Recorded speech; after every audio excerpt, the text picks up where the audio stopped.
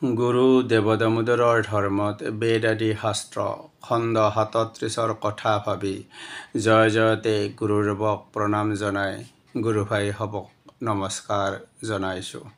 ভক্তপ্ৰাণ ৰাইজৰ আশীৰ্বাদ বিচাৰিছোঁ। এই খণ্ডত ভাগৱত পুৰাণৰ ষড় অধ্যায়ৰ পৰীক্ষিতৰ ৰাজ্যলাভ দিগ্বিজয় ধৰ্ম আৰু ধৰাৰ সংবাদ শ্ৰৱণ কৰোৱা হওক।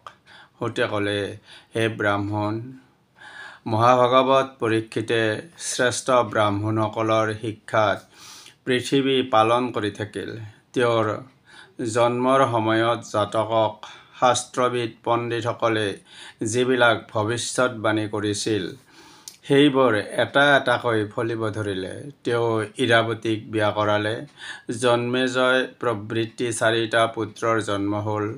কৃপাচাৰ্যক গুৰুপদত বৰণ কৰিলে। গংগা তীৰত 3টা অশ্বমেধ যজ্ঞ সম্পন্ন কৰিলে। যজ্ঞত ব্ৰাহ্মণসকলক অনেক দান দক্ষিণা দিলে। এবাৰ বীৰ ৰজা পৰীক্ষিতে দিগ্বিজয়ৰ নিমিত্তে বাহিৰ হ'ল। কোনো এক ঠাইত গোমিথুনক পাৱৰে আঘাত কৰি ৰাজচিহ্নধাৰী শুভ্ৰক দেখিলে। শুভ্ৰৰূপী কলিক প্ৰতাপেৰে নিগৃহীত কৰিছিল। শৌনকে জানিব ইচ্ছা কৰিলে, হে সূত, ৰজা পৰীক্ষিতে ৰাজচিহ্নধাৰী শুভ্ৰক কেৱল নিগ্ৰহ কৰিলে, কিন্তু বধ নকৰিলে কিয়? সেই কালীন গৃহত যদি বিষ্ণু কথা অপ্ৰিয় হয়, তেনেহ'লে বিষ্ণুৰ চৰণ কমলৰ মধুপানকাৰী সাধুসকলৰ কথাক আশ্ৰয় কৰি থকা অৱস্থা ব্যাখ্যা কৰক। অন্য অসৎ কথাৰ কি প্ৰয়োজন? সূতে ক'লে, কুৰু জংগলত বাস কৰাৰ সময়ত যুদ্ধ নিপুণ দেশত কলি প্ৰৱেশ কৰিছে। এই অপ্ৰিয় কথা শুনিব পালে তেওঁ ধনুৰ্বাণ গ্ৰহণ কৰিলে। নীল বৰ্ণ 4টা অশ্বযুক্ত আৰু বিজয় সিংহ চিহ্ন ৰথত বহিল। ৰথ, অশ্ব, হস্তী আৰু পদাতিক এই চতুৰংগ সেনাৰে পৰিবৃত হৈ দিগ্বিজয়ৰ কাৰণে নিৰ্গত হ'ল। তেওঁ পূব, পশ্চিম, দক্ষিণ আৰু উত্তৰ দিশৰ বিভিন্ন দেশ জয় কৰিলে। জয় কৰিলে ভদ্ৰাশ্ব, কেতুমাল, ভাৰত, উত্তৰ কুদল আৰু দক্ষিণ কুদল। মহাত্মা পৰীক্ষিতে জনপদৰ জনগণৰ মাজত শ্ৰীকৃষ্ণৰ মাহাত্ম্যসূচক নিজ পূৰ্বপুৰুষসকলৰ যশগান কৰা শুনিব পালে।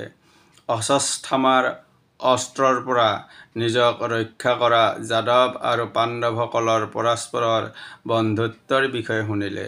তেওঁ পৰম সন্তুষ্ট হৈ তেওঁলোকক ধন, বস্ত্ৰ আৰু আহাৰ দান কৰিলে। প্ৰত্যহ তেওঁ পূৰ্বপুৰুষসকলৰ কাৰ্য অনুসৰণ কৰি চলিলে। শীঘ্ৰে তেওঁৰ জীৱনত এটা আশ্চৰ্য ঘটনা ঘটিল। এই সময়ত বিশ্বৰূপধাৰী ধৰ্মনিশ্চ বৎসহীনা জলধিৰ দৰে ক্ৰন্দনৰতা গাই গৰু দেখি জিজ্ঞাসা কৰিলে, হে ভদ্ৰে, তোমাৰ দেহ ভালে আছেনে? তোমাক দেখি মনত ভাৱ হৈছে, মনৰ পীড়াত তুমি কষ্ট পাই আছা। তুমি নিস্তেজ, তোমাৰ মুখত গ্লানিমা আহিছে। তুমি কিবা দুৰুচিত বস্তুৰ কাৰণে শোক কৰিছা নেকি? ইয়াৰ পিছত শুদ্ধ উপায়ে ৰজাসকলে তোমাক পালন কৰিব দেখি শোক কৰিছা নেকি? অসুৰসকলে কৰা যজ্ঞ অপহৃত কৰাৰ নিমিত্তে দেৱতাসকলৰ কাৰণে শোক কৰিছা নেকি? ইন্দ্ৰই বৰ্ষণ নকৰাত প্ৰজাসকলৰ কষ্ট হোৱা দেখি শোক কৰিছা নেকি? হে পৃথিৱী, অতীতৰ দ্বাৰা এই অৰক্ষমান স্ত্ৰীসকলৰ নিমিত্তে শোক কৰিছা নেকি? ৰাক্ষসকুলৰ পিতৃসকলে কৰা অৰক্ষিত বালকসকলৰ নিমিত্তে শোক প্ৰকাশ কৰিছা নেকি? হে বসুন্ধৰা, যি কাৰণে তুমি কৃশ হৈছা, সেই মানসিক দুখৰ কাৰণ কোৱা। পৃথিৱীয়ে ক'লে, ধৰ্ম, মোক যি জিজ্ঞাসা কৰিছা সেয়া তুমি নিজেই জানা। যি কাৰণত লোকৰ শোকবহ 4টা পাদেৰে তুমি অৱস্থান কৰিছিলা, এতিয়া সেয়া আছে নেকি? শ্ৰীকৃষ্ণ কৰ্তৃক পৰিত্যক্ত জনগণৰ কাৰণে মই শোক প্ৰকাশ কৰিছোঁ। সত্য, শৌচ, দয়া, ক্ষমা, ত্যাগ, সন্তোষ, সৰলতা, মনৰ ধৈৰ্য, বহিৰীন্দ্ৰৰ স্থিৰতা, তপস্যা, সাম্য, আনৰ অপৰাধ সহ্য কৰা, প্ৰাপ্তিত উদাসীন্য, শাস্ত্ৰবিচাৰ, জ্ঞান, বিৰক্ত, ঐশ্বৰ্য, শৌৰ্য, তেজ, বল, স্মৃতি, স্বাতন্ত্ৰ্য, কৌশল, সৌন্দৰ্য, ধৈৰ্য, সফলতা, প্ৰতিভাৰ আতিশয্য, বিনয়, সৎ স্বভাৱ, মনৰ শক্তি, জ্ঞানেন্দ্ৰিয়ৰ শক্তি, কৰ্মৰ শক্তি, ভোগৰ আস্বাদন, ধৈৰ্য, শাস্ত্ৰৰ বিচাৰ, যশ, সন্মান আৰু গৰ্বত আসক্ত অভাৱ, এই 41টাৰ আৰু মহত্তৰ ইচ্ছাকাৰী জনগণৰ প্ৰাৰ্থনীয় অন্যান্য গুণবিলাক শ্ৰীকৃষ্ণৰ মহাপ্ৰলয়তো নষ্ট নহয়। সকলো গুণৰ আধাৰ আৰু লক্ষ্মীৰ বাসস্থান সেই শ্ৰীকৃষ্ণই এই লোক পৰিত্যাগ কৰিছে। পাপ কলিয়ে পৃথিৱীৰ ওপৰত দৃষ্টিপাত কৰিছে। সেইকাৰণে মই শোক প্ৰকাশ কৰিছোঁ। হে দেৱশ্ৰেষ্ঠ, নিজৰ নিমিত্তে, আপোনাৰ নিমিত্তে, দেৱতা, ঋষি, পিতৃগণ, সাধু, সমস্ত বৰ্ণ আৰু আশ্ৰমৰ নিমিত্তে মই শোক প্ৰকাশ কৰিছোঁ। যি স্বতন্ত্ৰ হৰিয়ে অসুৰ বংশৰ শত শত অক্ষয়হীনী সৈন্য বিনাশ কৰিছে,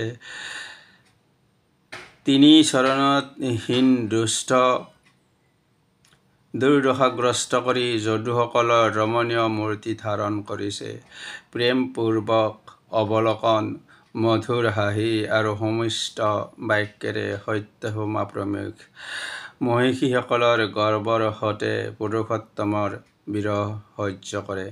পৃথিৱী আৰু ধৰ্মই যেতিয়া এই ধৰণৰ কথা কৈছিল, তেতিয়া ৰাজৰ্ষি পৰীক্ষিতে সৰস্বতীৰ ওচৰত তেওঁলোকৰ সন্মুখত উপস্থিত হ'ল।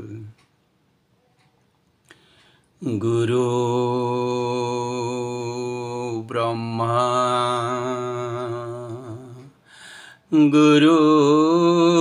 গুৰুৰ্বিষ্ণু গুৰুৰ্দেৱ মহেশ্বৰ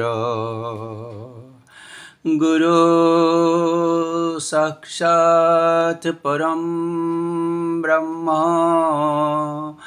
তস্मै শ্ৰী গুৰবে নমঃ। বন্দেহং গুৰু চৰণো দামোদৰস্য দেৱস্য যতি কৃপায়া তৰন্তি লোকং দুষ্কৰং ভৱসাগৰম।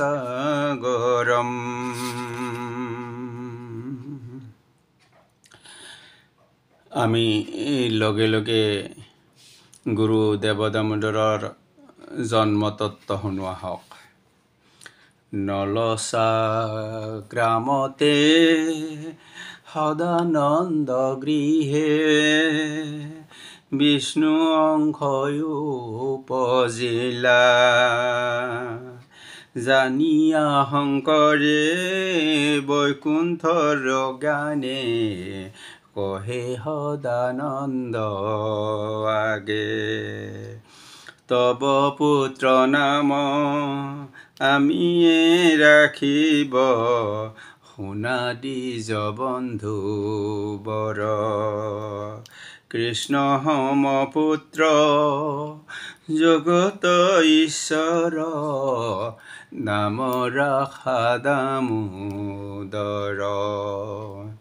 পৰম বান্ধৱ ত্ৰিলোক লোকৰ জগতে কহিব হাৰ। বৈকুণ্ঠৰ বিষ্ণু শিৱ কৈলাসৰ বিলাব বাণী শাস্ত্ৰৰ। আমি প্ৰচাৰিব বিষ্ণু নাম গুণ দামোদৰ হতা পূজাৰ সনাতন ধৰ্ম হেতু প্ৰচাৰৰ হৈব জগত ঈশ্বৰ কলিৰ প্ৰভাৱে জানা যে জগতে অস্থি মজ্জাথৰ বিষ্ণু নাম পূজা যিয়ে কৰে হাৰ তৰিব ইহ সংসাৰ গুৰু দেৱদামোদৰৰ ধৰ্মত বেদ আদি শাস্ত্ৰৰ খণ্ড সমাপ্তৰ হতে আমি স্তুতি কৰোঁ আহক। জগত ঈশ্বৰ দেৱ দামোদৰ চিতৰ পৰম গুৰু তাহান্ত বিনাই হৰি ভকতৰ ভজিবাৰ নাই কেয় গুৰু হে বিবাৰ বল সাধনাৰ হৰিপদেৰ হেহি কল্পতৰু হৰি বৈকুণ্ঠৰ পতি তুমি বিনে নাহি হাৰ। নমস্কাৰ, অনন্ত কুমাৰ শৰ্মা।